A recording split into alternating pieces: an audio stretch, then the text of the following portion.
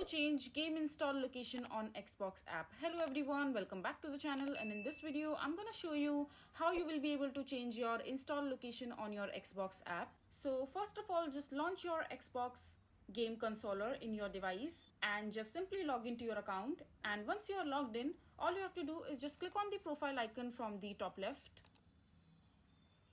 and here just go to settings, and under the settings section you will see all these options. You just need to click on the install options, just click on it, and here you will see the game install option, and it says that you can change where this app install games by default. So for example, currently my app install location in my device is my drive C, so as you can see, and there is this much space left. So when you click on the drop down menu, it isn't showing anything because there isn't much option available here.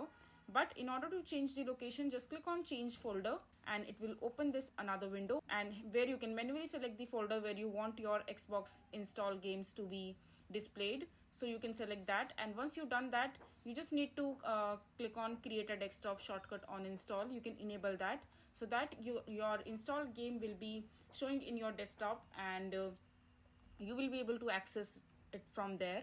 And you can also enable your download updates and during gameplay.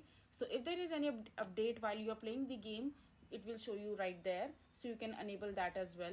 And your enable automatic update should be checked by default.